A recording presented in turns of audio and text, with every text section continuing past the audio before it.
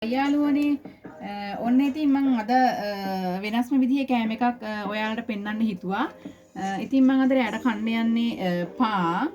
ඉතින් මෙන්න මේ වගේ පනීනි තමයි මෙහි ඉතාලියේ තියෙන්නේ. එක එක වර්ගයේ පාන් තියෙනවා මෙහි. ඉතින් මේ පොඩිම සයිස් එක. ඉතින් තව අපිට ඕන නම් ලොකුවට මේ වගේ පොඩි පනීනි තියෙනවා. ඉතින් මං අද පනීනි මේක එකක් කන්න තමයි ඉතින් අද රැට මං හිතන් ඉන්නේ.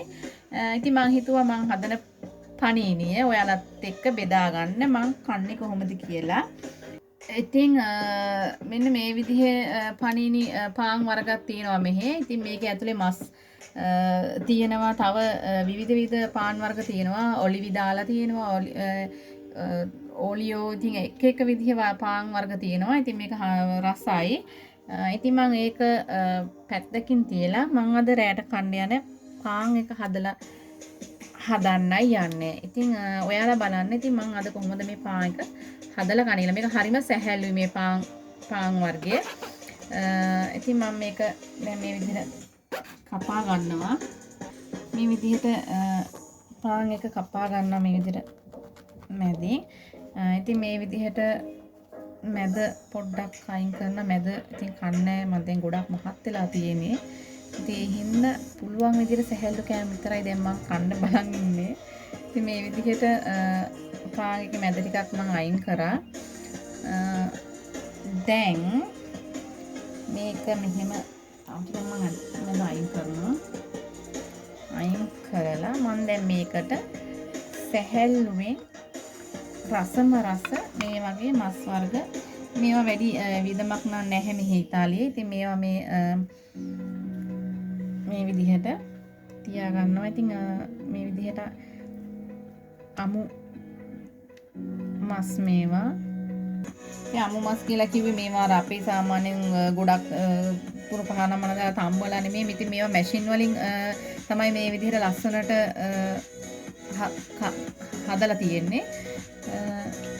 ඉතින් ඒ හින්දා මේවා කන්න සුදුසුයි. ඉතින් මෙහි ගොඩක් පොඩි ළමයි එහෙම කනවා මේ කෑම කිසිම අගුණයක් නැහැ. ඉතාලියේ ප්‍රසිද්ධ එක මේක වේලලා තියෙන මේ මස් එක.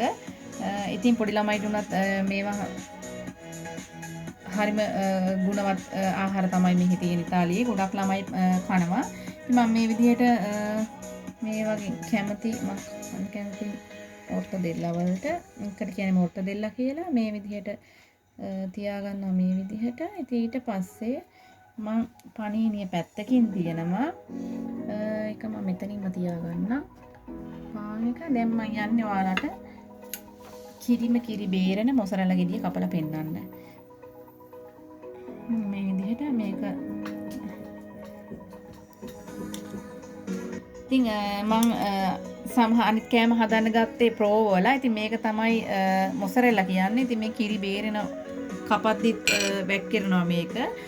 ඉතින් මම සාමාන්‍යයෙන් පනීරි වලට කන්නේ මොසරෙල්ලා. ඉතින් දැන් මම මේ විදිහට පෙත්තක් කපා ගන්නවා මේ විදිහට.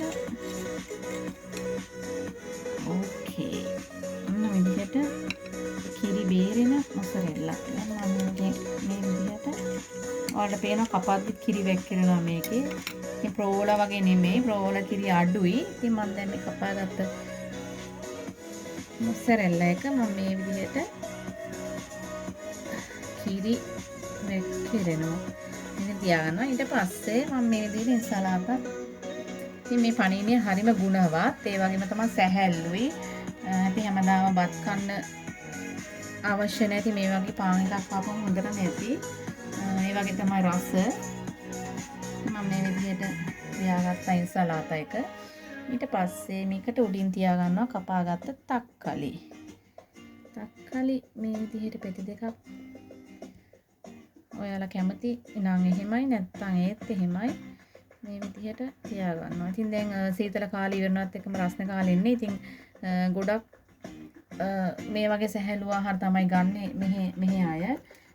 ඉතින් දැන් මමත් හිතුවා ගොඩක් බත් අඩු කරලා මේ වගේ සැහැල්ලු ආහාර ගන්න ඕනේ කියලා.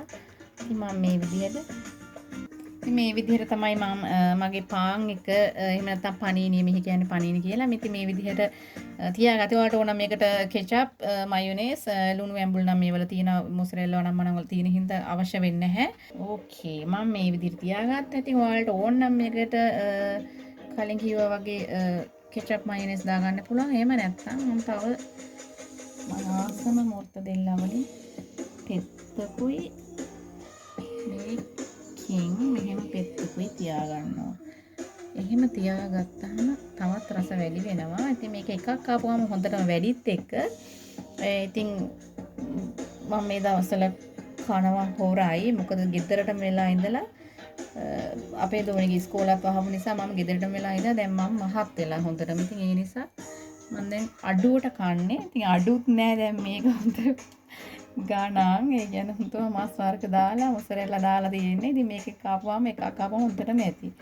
ඉතින් මම දැන් හදාගත්තා මගේ පනීනිය. ඉතින් ඔයාලට මේක දකිද්දි කටර කෙල වුණා කියලා මට දැන් හිතෙනවා.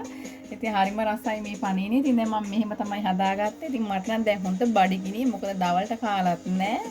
උදේ වැඩට ගිහිල්ලා ආපු ගමන් ස්පේසා ගියා. ස්පේසා සුපර් මාකට් ගියා. සුපර් මාකට් ගිහින් ඇවිල්ලා මේ බඩු අරගෙන තමයි මම මේ පනීනිය හැදුවේ. දැන් ඉතින් මම කන වෙලාවයි. ඉතින් ඔයාලත් මේ වගේ බඩු තියෙනවා නම් මේ වගේ සැහැල්ලු පනීනියක් පාන් එකක් හදලා රාත්‍රියේ ආහාර වේලට දවල්ට නම් ඉතින් ඔයාලා කොහොමද බත් කන්නේ කියලා මම දන්නවා. ඉතින් මේ වගේ පාන් එකක් හදලා රස බලන්න.